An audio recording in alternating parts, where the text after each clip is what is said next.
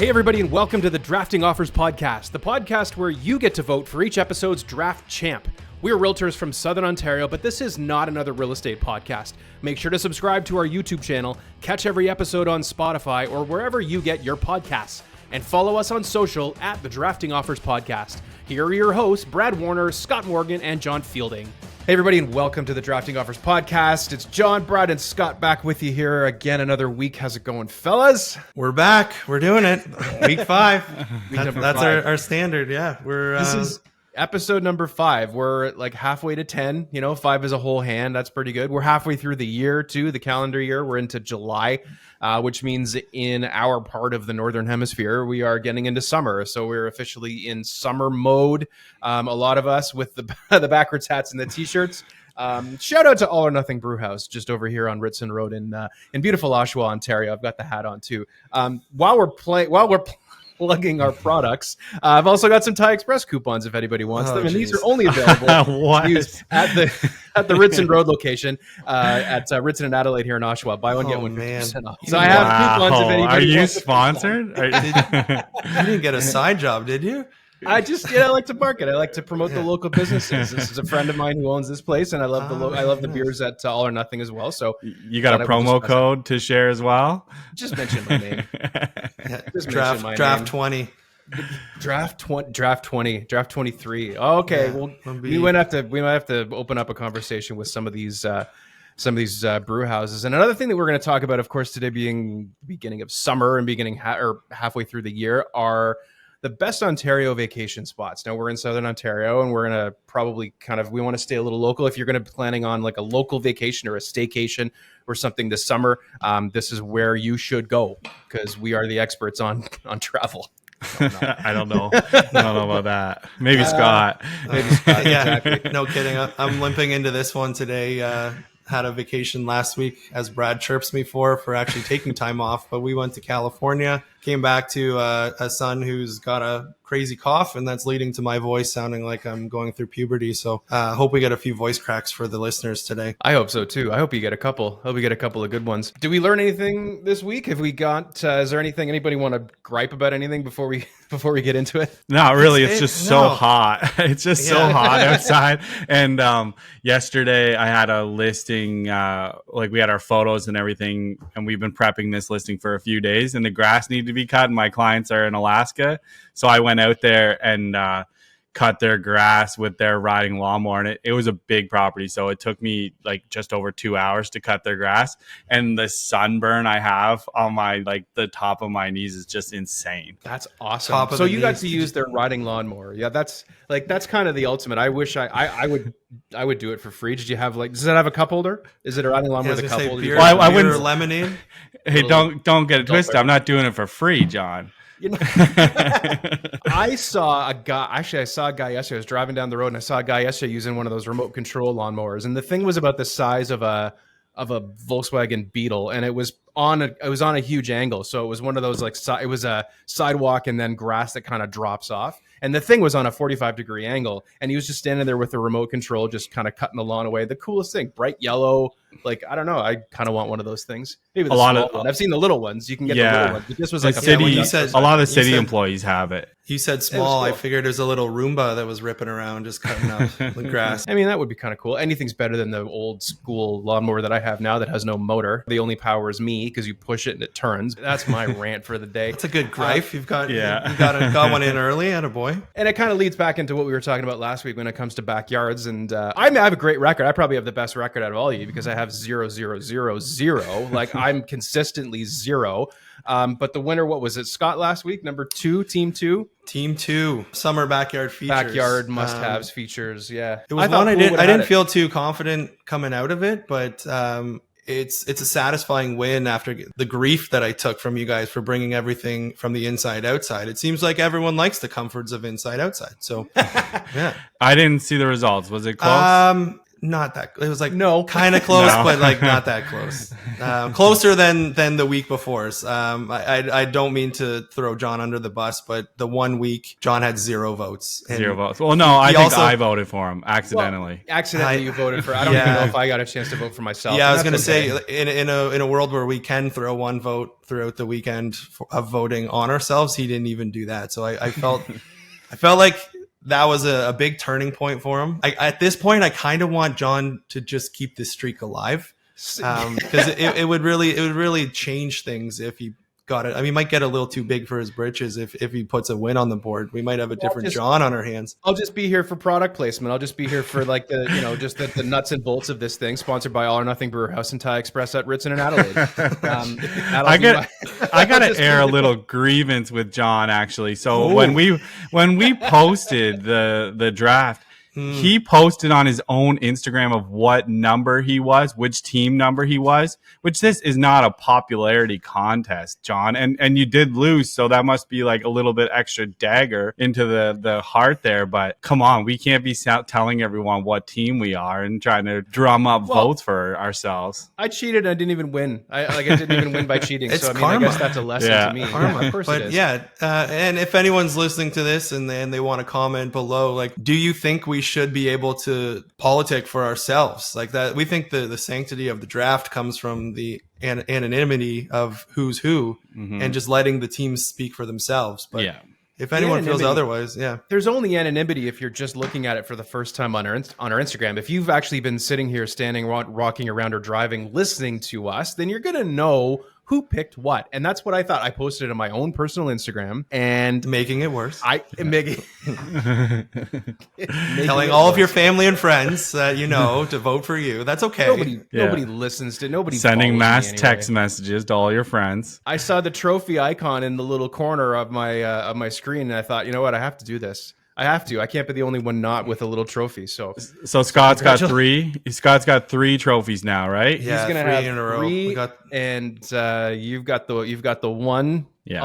I'll Soon give to you be a big 2. one. Soon to be 2. It's getting a little too easy. I would like a little more competition from you boys. So Well, let's that's see. the- There's so always maybe this we'll see. week. You never know. This could be John's week. This could be Brad's week, or maybe the streak keeps on rolling. But before we get into that, we should talk about something real estate related, I suppose, given this is it's not another real estate podcast, but it is a real estate podcast. Maybe we should talk about something real estate related today because it's halfway through the year. Maybe we kind of just sort of have a little bit of recap, a little first 6 months of the year. Did we learn anything? Did we do anything crazy? Do we have any crazy stories or fun stories or lessons to teach or anything like that? Does anybody want to? A lot of people think June is that midway point, but as Brad brought up in the group chat, it's July 1st. That's when you're starting the second half. We're hitting kind of summer market, but we're also able to reflect back on what has happened. The spring market is generally where about 60 to 65% of maybe more of business comes from. So a lot has happened. So I think what has surprised you guys first half of the year?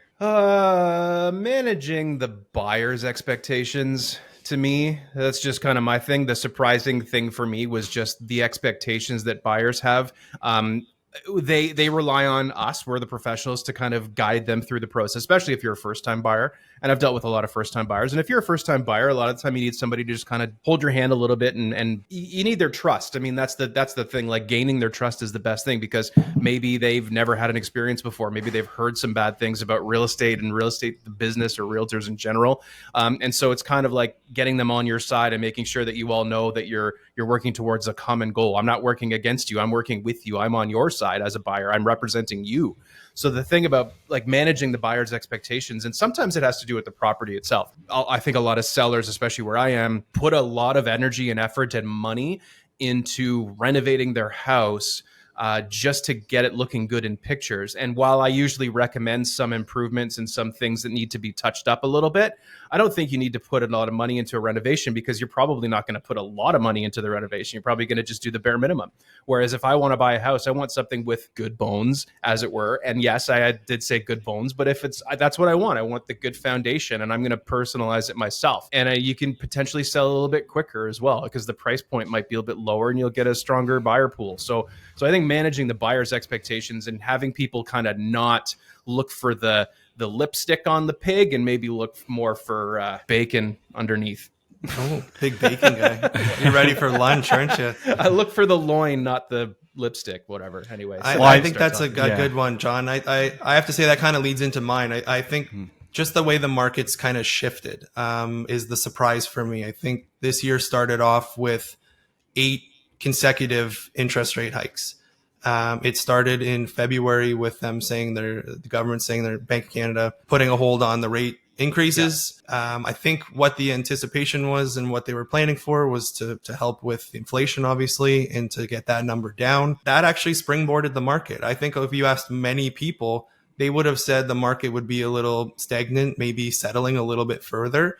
And the moment that news came out, we had buyers that were on deck that were ready to get back in the game. So it was very interesting to see things spark. We had a very busy spring. We had a very busy from basically February until last month when inflation had gone up a tick and they raised the rates again. So I think it's the up and down of the market, and that goes hand in hand with exactly what you said of managing those expectations of buyers and sellers. Because if you're not on the front lines doing this job or in on showings or offers every day, every week, you could get caught up in something that was happening the last time you did a transaction, which was 2 months ago, and things have changed so much in that time. So I think the surprise for me has just been things shifting. And you know, these buyers' expectations are pretty high about these houses that they're seeing, which is totally fine.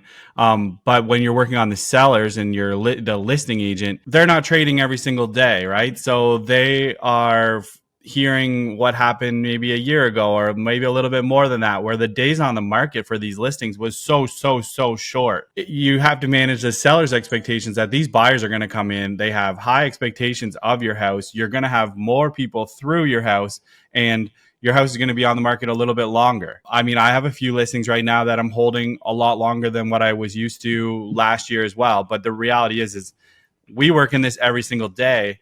But working with those sellers who aren't working in it every day, obviously, and managing their expectations goes right along with what John was talking about with the buyer's expectations as well.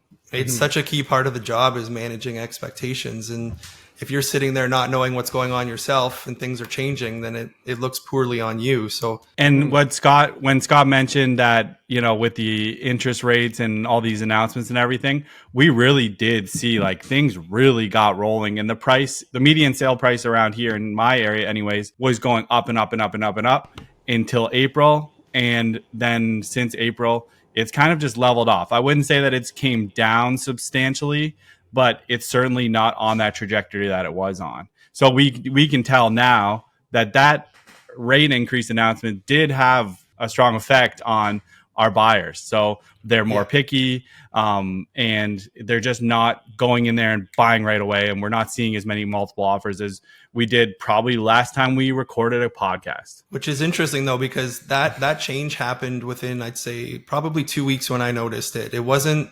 necessarily that something had changed financially for them. I think it was the overall impression they got that this is a bit of a shift. Maybe this is our chance to sit back. A lot of the people that were putting in offers were, and we said this on the last podcast, end users.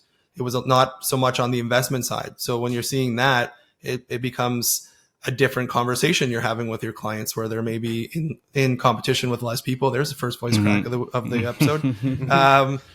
So less competition, or maybe they can be a little more picky with not having to jump on something or bully off or something so quickly. Do you guys think that the general public is really swayed by the media reports, or do you think that they take them with a grain of salt, kind of like the way that we do?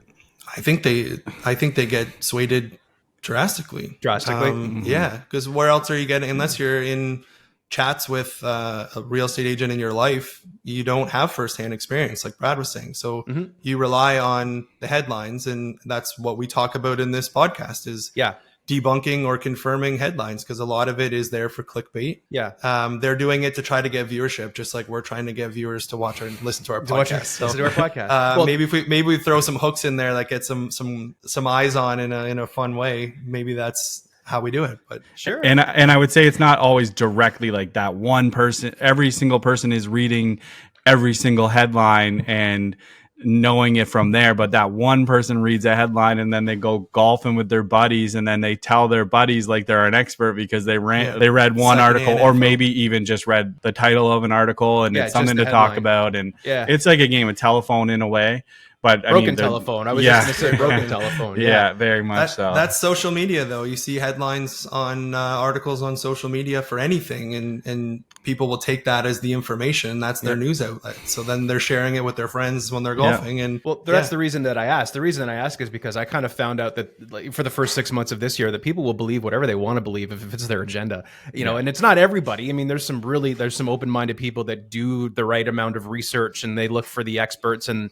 You know, they don't just listen to what Uncle Bob said about the real estate market, you know, from 25 years ago or 50 years ago. It's been 6 months. We've had lots of showings, lots of client interaction. Anything unique, funny, scary that we've seen in our day-to-day that would be maybe a fun story to tell? How about you go first? I feel like you got something. You think I just teed myself up there? Yes. Two interesting ones. There's voice crack number 2. So what's the over under on voice cracks here? You think we'll hit 5 or less? Let's take definitely before 5. we get in that 5. Yeah. Okay. Yeah, easily. All right, so we got 2. We'll keep tabs. We'll make it 5.5, and over and under 5.5. I'll take the over. That's smart bet right there. I have 2. I'll be quick with them. So first one, an interesting one to say the least. I was showing a home to a longtime client. We were actually looking at the home before they listed their house so they could see what the competition was like, which is often a good idea. So it can really help with understanding where the market is and your competition. We went into the house and it was in a rare scenario where they were home and it wasn't just one person. It was 2 families living there, all in the family room. They stayed in the one room and we did a tour around. And this was a large home. This had 4 bedrooms, all of which had their own walk-in closets and bathrooms. We went upstairs last. So we did the basement, we did the main floor, we went upstairs. At this point, we've seen 7 people sitting in a family room. So we are thinking that everyone is there and we go upstairs thinking it is vacant. We see all the bedrooms. We go into the 4th one and the lights are off. So I flick the lights on so we can see the size. We walk into the ensuite bath and I can hear a faint noise. It sounds almost like talking or radio, something of that sort. So I'm like, that's odd. So I go in and I'm trying to show like, oh, this one has a walk-in closet too. And I open the door and the moment I open it, it's pitch black. And there's probably an 85-year-old woman sitting in the dark, cross-legged, watching an iPad. And I was scared. I actually went, because I was not anticipating a human being being in there. And I just went, I'm so sorry. And then I closed the door and my client goes, what was that? And I we'll let you know when we walk out. And when I told him the story, he could not stop laughing. But that was something else. Like no warning from the people downstairs. Hey, the Grandma Gutrid is upstairs in the closet watching her shows. That was an interesting one. Yeah. I walked into I saw a closet one time. A linen closet in the hall had been turned into like a religious shrine, and I felt terrible for even opening it because it was obviously not there for me, and I have no idea what to do. It was just something that I completely didn't recognize. I assumed it was going to be full of towels, and I'm walking around with my client going, all right, well, I guess this is the linen closet. Oh my God, it's a church. I was taken aback. I was kind of stunned by it as well. Yeah. But, any candles and such? Because I've actually seen similar. Well, yeah. You know, but that same house, I will say that same house, the entire family. So when I came in, again, it was something, there was no lockbox. Everybody was home and the entire family was in the living room. They were not just in the living room watching TV or something. They were watching the security camera footage from the house. They were all sitting around watching like a multi-panel screen with all of the security cameras, including us. Like I saw myself on the cameras. So they were sitting there watching people walking around their house. You're on Big Brother. Same kind of thing. I thought that everybody was there. I thought that everybody was downstairs doing their thing because they knew that we were coming. Nope. Walked into a bedroom and there's a kid doing online school. This was like, again, during COVID and stuff, but that was during online school. And we were just like, all right, well, I guess between that and the fact that the family was stalking us the whole time, we should probably get out of here. So yeah, that's a fun one. That's good. That's a good example. Whenever I go in pre-walking into showings and usually the first one with clients, you let them know there's so many listening devices. Like when I got into this 12 years ago, it was baby monitors for the most part. That was voice crack number 3. Baby monitors, where now there's so many listening devices that you don't want to be speaking about whether you like or dislike a home because there's a good chance that someone's listening And the negotiation starts before you walk in that door to see the place. So, and you're supposed to disclose that if there is something recording you while you're walking through their house, like the listing is supposed to disclose that. And you don't hardly even see that anymore. So I always just assume that they're watching. And honestly, usually if there's a ring light, I always just wave goodbye when I'm leaving too. Yeah, I do the same thing. I walk up and I'm like, hello. Even when I'm handing out flyers, if I'm door knocking, or if I'm going with my door hangers or anything, or just going to houses, a lot of the time I will see that. And if I see that and I know that somebody's probably got an alert from me, I'm just like, hello. And I just show it to them, and then I hang it, and then I walk away. That's where you just plug your Instagram and the podcast, buddy. We'll get more eyes on us. It's a built-in networking. What about you, Brad? You've been super busy this year. What kind of madness have you come into? One thing that I've actually been doing a little bit different this year is I've actually started doing leases, and I've been doing this for 6 years, and I think I did one lease in my first couple of years, and then no leases until this year. And then this year I've done a handful of leases, and I currently have 3 listed. One thing I've learned from it is just crazy how many people are out there looking for something. I have tons of messages at all times looking for something to rent. And my clients are really, really picky. So it does take a little bit of while to fill these leases, but there's not a lack of interest in them. That's for sure. And like the one I had, for instance, it was listed for $2,300. So it was like a 4-bedroom house. And I had 38 applications. Like those are people that actually filled out the application. There was easily 150 people that have like actually reached out to me. But the amount of people that reach out and fill out the applications is so much different. And, my client was very picky with who she got. And then at the end, I wasn't even sure if she's going to take one of those 38, and it's really a dog world out there. Yeah, it's just a world that I wasn't involved in, and something like to grow my business. I want to be maybe more involved with leases for my future stuff. So it's interesting because that's a firsthand look at just the need for housing. It's not it's not just ownership, it's rentals, and we're very low in inventory. So smart long-term play. It's very honorable of you, Brad. Yeah. Sometimes tenants turn into buyers. A lot of the time tenants turn into buyers, or if you give them a good experience, then they will give you a positive review, and that'll lead to more business. So, I mean, that's kind of why a lot of people will start off doing leases, because they haven't really grown their database yet. And this is a way to get people in there. So yeah, you're sort of doing it backwards. I'm doing it a little bit backwards here. Backwards out of necessity, but it's also about, like Scott said, it's about what the market is doing right now. And maybe, there's no interest on a lease payment, right? So it's maybe that's it. Maybe people are seeing the interest rates and like, well, we have to move. We've already, grown our family, and we've kind of like, this was when we were supposed to, but we simply can't afford it right now. Or maybe we should just wait. People are leasing out of necessity, and that's just totally a normal thing that people do. There's nothing abnormal about that. It's just where people are in their lives. So Brad just is a mover and a shaker. He can't sit still. So if he's got a little extra time, yeah, sure, I'll take on your lease, no problem. The first one I did it almost as a favor for someone, and then I was like, I really want to understand this better. I really should understand this process better. And then all of a sudden I'm just doing it now. So who wants the last word before we get into the draft? I guess I have the other story of a unique experience this year. It was just an estate sale.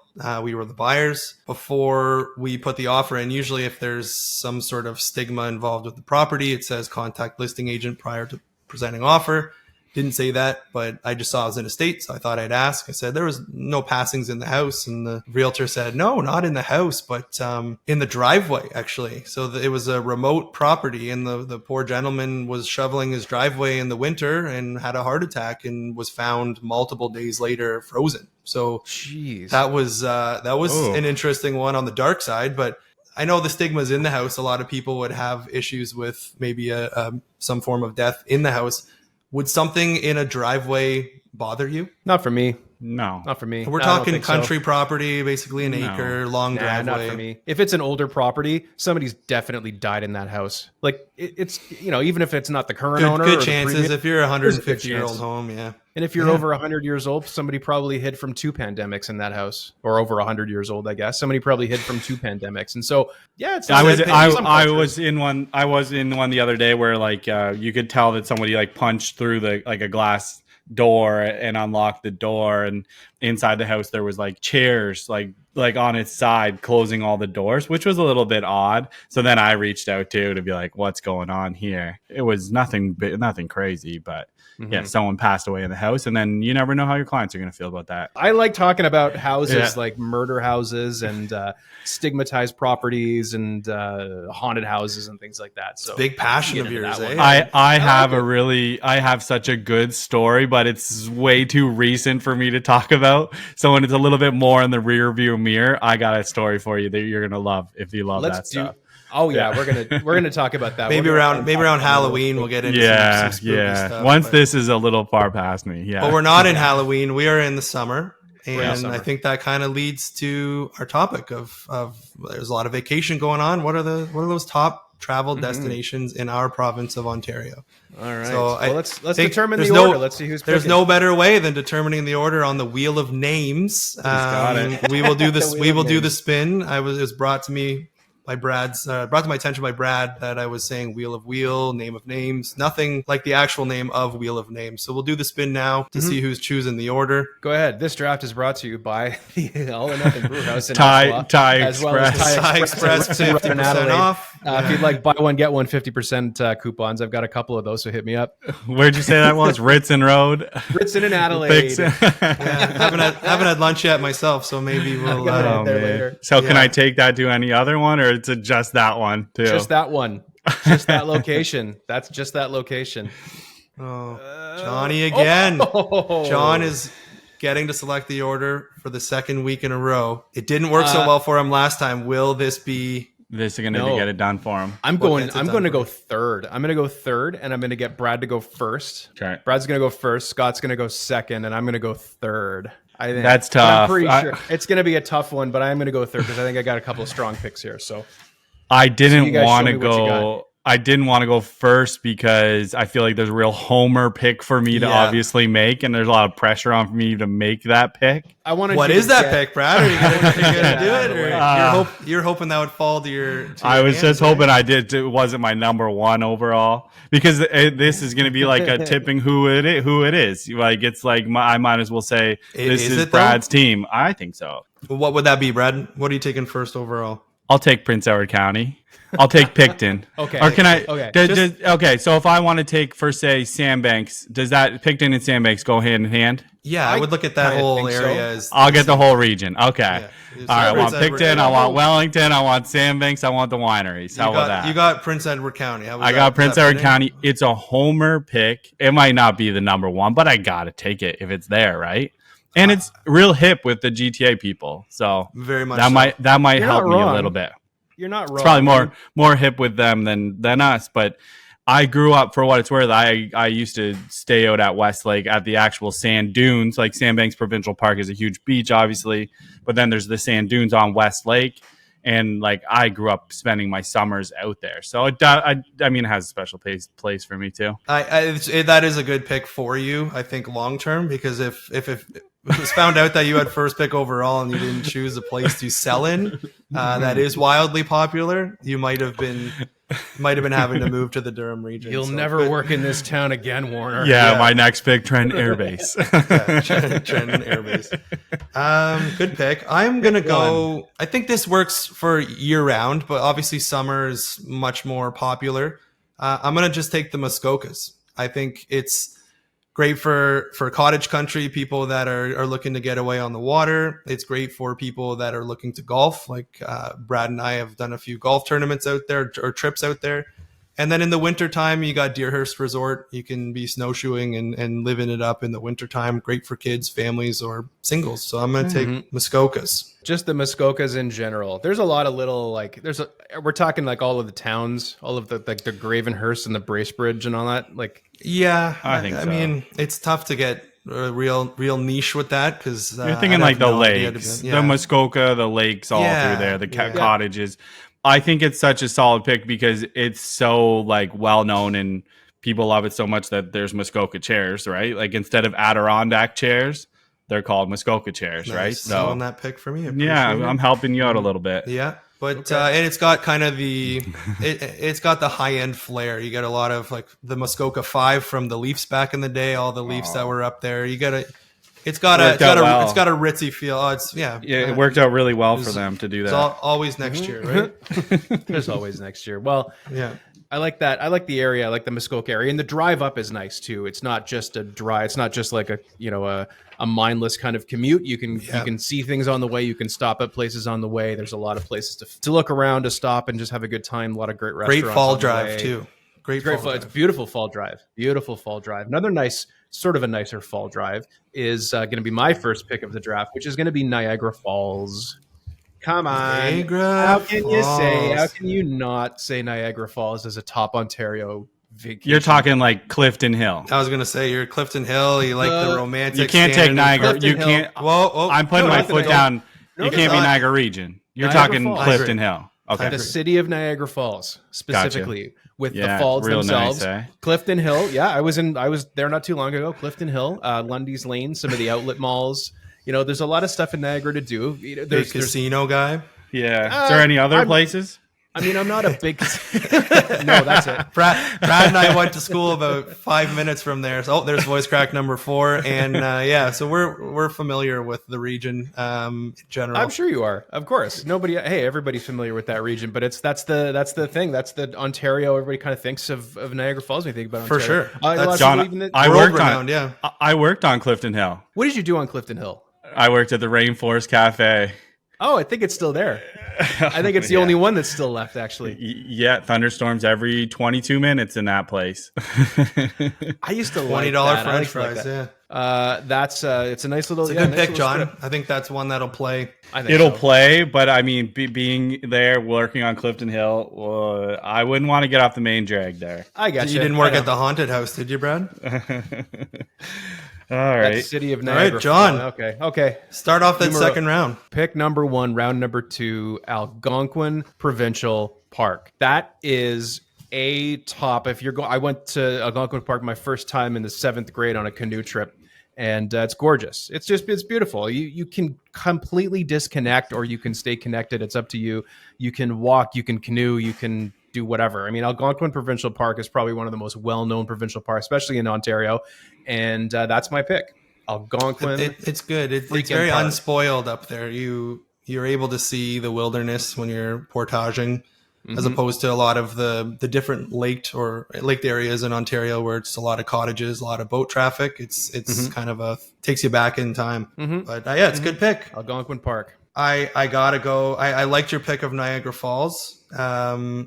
I'm gonna take an area around there. I'm gonna take Niagara on the Lake. I think you get the wineries there. You get some water. It's a nice place to go for a weekend, whether it's with family or whether it is just for a little couples getaway. But Niagara on the Lake. Similarly named to Niagara Falls, but a very, very Yeah. different place.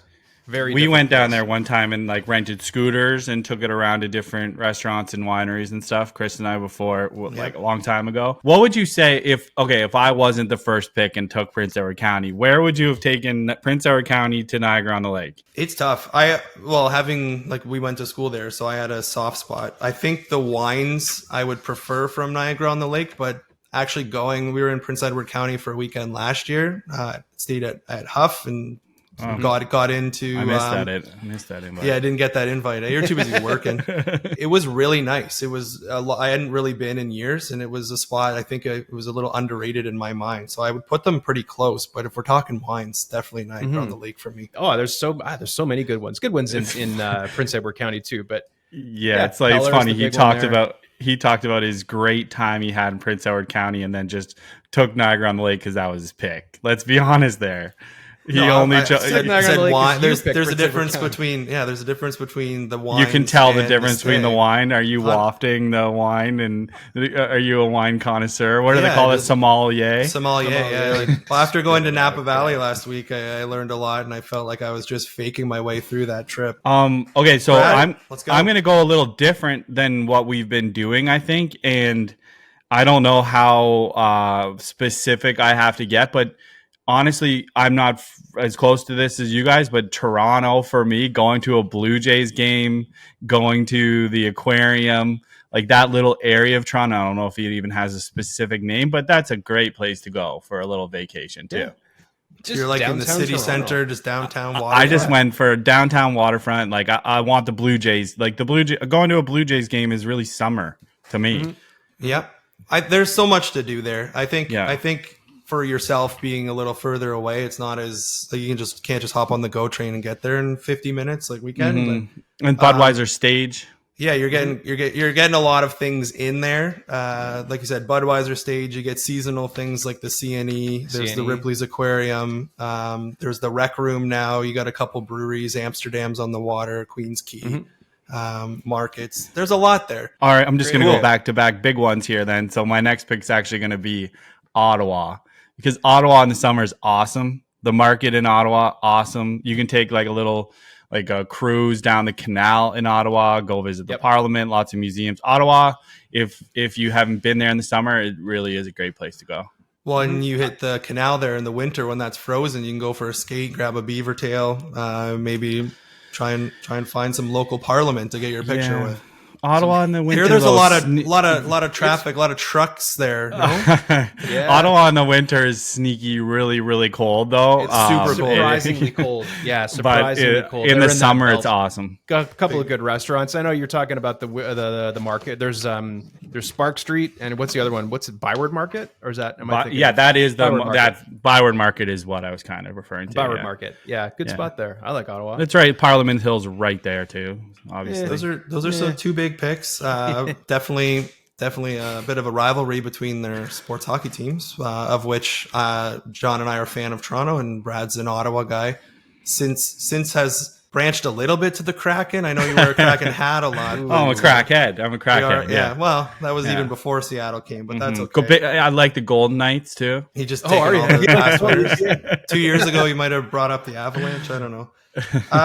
I'm pretty surprised that this is mid third round still on the board. But if you're talking summer, if you're talking winter, if you're talking bachelorette parties, you're going to hit Collingwood. You're going to hit the village. You're going to hit up those restaurants. You can go skiing. Summer, there's golf, a lot of spas, tons of spots where you can host a lot of people. So that's why it's good for bachelorette parties. Okay, Collingwood or the one that starts with a color. The one that starts with a color? Because is that what you're thinking? Yeah, is that the same thing? That's what I'm thinking. They're kind of two different places. Then I'll take Blue Mountain then if we're gonna get that specific. But they're you said Collingwood, but you described Blue Mountain. Yes, right. Okay. So that just shows how great I am at geography. Then, so do you want me to say Blue Mountain or why don't we make it Blue say... Mountain? No, make it Blue Mountain because then you took one off of my list. But that's okay. I got lots. I'm a big fan. I like Blue Mountain. I stayed up there a couple of days last year. It was beautiful. Got stuck in a huge thunderstorm. Loved every second of it. But just great. Yeah, just a great little spot too. And winter, summer, just as cool. Either season. Some cool local breweries in there too that we could plug if we live there. But we'll stick with All or Nothing Town. We'll just stick with the ones where we live here. Yeah. There's a great restaurant called K2 in Colorado. There's a brewery. There's a couple of breweries. I had a beer. I had a beer flight served on a big skateboard, and it was pretty awesome. My pick is going to be St. Jacobs, Ontario. You guys have been to St. Jacobs lately? No, I've never been there. Period. Never been there? No. I won't lie. I've never heard of St. Jacobs, but I'm very green when it comes to local travel, I guess. St. Jacobs, Ontario is a little Mennonite, it's a little Mennonite community, which has a big market. So their market is open all year round, but the farmers market is open just during the summer. And so now you've got the indoor market and you've got the outdoor market. So now the outdoor market's open. If you drive a little bit down the street, you're also going to hit the city, the little village of St. Jacobs with little stores and restaurants and cafes and things like that. It's not uncommon to see people parking their horse and buggies. They've got horse parking there because there's a lot of Mennonites around there that they ride around on horses. So it's just something, it's a little blast from the past. It's a very cool place. They had a devastating fire not too long ago and rebuilt their market pretty quickly. And it's gorgeous now. So St. Jacobs, Ontario, I'm heading out there one of these days for sure. It's in the Mennonite area. They're probably rebuilt pretty solidly. Pretty solid and beautifully. Yeah, absolutely. That's my pick. That's going to be St. So that Jacobs. rounds out round 3. You get to start round 4, John. I'm starting round 4 with Casino Rama. And Casino Aurelia. Rama, Aurelia, Rama or Aurelia or Rama, right? I mean, that's the town. So it's, Casino Rama is not too far from Aurelia. I'm not specifically saying Aurelia. Aurelia is beautiful. summer Mariposa Festival, Tud Hope Park, beautiful waterfronts in Aurelia.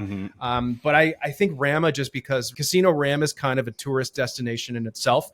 There's hotels that you can stay. Ram is its own little ecosystem with casino, hotel, restaurants. Like, so Casino Rama / Rama, Ontario is my pick for that one. I'm noticing a bit of a gambling theme within your picks. Niagara, Rama. Do you need to talk about anything, John? Yeah. Are you okay? Do we need to give you that 1-800 number? I'm okay for another 15 minutes, and then I got a heater going. You're gonna get the shakes. Yeah, interesting. That's right. Is it bad that I thought it's Casino Rama? That's just the twang in you. Yeah. That's the twang. Okay, all right. Rama. I say Rama because I think it's the name of the town. We went up there one time. During we were playing hockey up there. And my dad went to the casino ahead of the game and won big, and then just didn't come to my game, which is pretty cool. He's celebrating, eh? Attaboy, Wayne. I don't think my mom knows that story though. So she does now. I don't think. You think they listen? I don't know. Loyal listener, no. All right. I'm gonna take 1,000 Islands. 1,000 Islands. East, I'm like surprised. Kingston way? No, you can't. You're not taking Kingston though. You're taking 1,000 Islands. Two different things. 1,000 Islands. I think, well, originally when I was making my list, I was under the impression it was more summer related. What do you know about that? Have you done 1,000 Islands a lot? I haven't done it a lot. A couple people, barber and such in my life that they go there religiously. So I did look it up before this, and just seeing some of the history that's there. I think the waterfront boating, some really nice places to stay. I just thought that was a place that I would like to go in the summertime. If you had to guess, Scott, like, what is the city? Like, what is the town? We've been over this, Brad. I'm not a geography major. So I won't lie. Also, I thought that might have been outside of Ontario, and I learned today it is in Ontario. So no, you're not wrong. You're not wrong about it possibly outside of Ontario. I've been to Thousand Islands a lot. Like, we used to boat there quite a bit, and Alexandria Bay is like kind of the big spot in the Thousand Islands, which is actually in New York State. But you're looking at like Gananoque kind of thing. That would be the town that you're looking for. That's what I was kind of looking for. There's some golfing there, boating. Was that on your list? Yeah, it was. Okay. But sad you didn't get it in the last round. Is that what it was? No, it's more just like, Scott doesn't know anything about that. No, but when you do a quick Google search, really comes at you high on that list of top destinations. St. Jacobs too, while you're Googling stuff that you've never heard of. I will have to. It actually sounds nice. I just it wasn't one that I'd heard of before. So I have some good ones left too, and these are my last two picks. 2 in a row. Yeah, but I'm gonna have some on the drafting room floor here, but I want to go with something different because I just went with them 2 big cities. So I'm gonna go with somewhere really small and maybe a little more niche, but I'm gonna go with Tobermory. That's on my list too. Good one. And I've only been there once, but super chill, awesome views. Really unique part of our province. It's called the Grotto, right? Grotto National Park. We went down there, like clear water. It was cool. It was really cool. It doesn't even feel like you're in Ontario when you're at that national park too. It's cool. All right, my last one. Holy jeez. All right, I got some good ones too. But you know what? I'm going to go maybe a little more local here. And during the summer, one of my favorite places to go, cities, is Kingston. So you didn't get Kingston with Thousand Islands, but Kingston is an awesome city. It's a waterfront city. It has Thousand Island tours that leave out of Kingston, actually. That's where they leave from. Well, Thousand Islands was a good pick when you're referring to it with restaurants, bars, always stuff going on in Kingston. It's such an old city, too.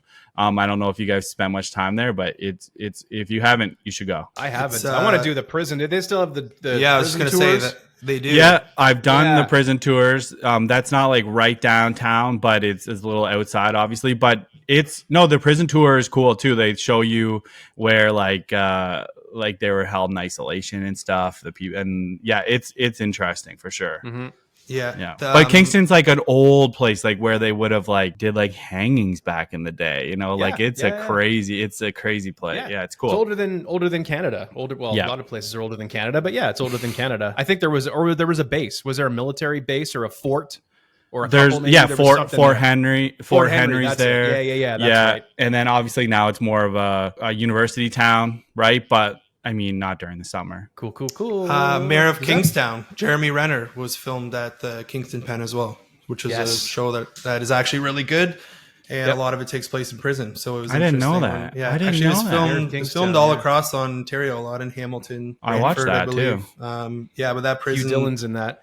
Yeah, all the prison stuff was at the Pen. I'm really lacking on stuff in my list here. So I'm going to go a little bit with a chalk pick. It's kind of close to Blue Mountain. You probably, if you grew up in Ontario, in Southern Ontario, and you graduated high school, you probably did your prom camping here because Sunshine Park was where all the people could drink underage, and that is in Wasaga Beach. I don't know a lot about Wasaga Beach. Is one of those spots that I keep forgetting about because I don't know. I don't really ever think to go there because it's always just been like a beach to me. I don't love beaches. I'm not really a beach guy, but I don't know. Wasaga Beach to me was always just sort of like, a place that you go to hang out when you're in high school.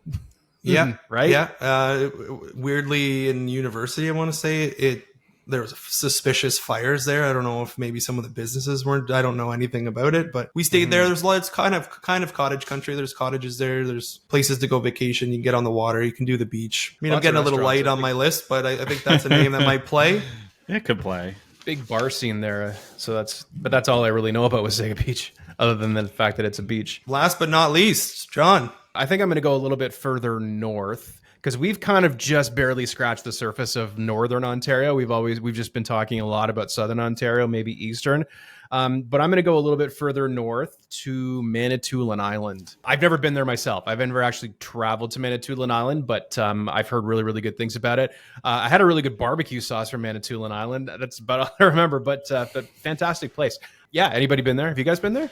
No, I'd try if it's a good sauce. Though I'd travel to get that from its locally produced area. Yeah. Well, I got it here. I think it was like a root beer barbecue sauce. It was sweet, but it was really, really good. So I would, I'd head back there to just kind of see what that's all about. I've heard really, like I said, heard beautiful things. If you're a fan of scenery, it's where to go. Yeah. Let me recap here. We got Team 1, Brad, Prince Edward County, Toronto, downtown Toronto to be specific, Ottawa, Tobermory, which has the Grotto, and Kingston. Team 2, Scott, Muskoka, Niagara on the Lake, Blue Mountain, Thousand Islands, and Wasaga Beach.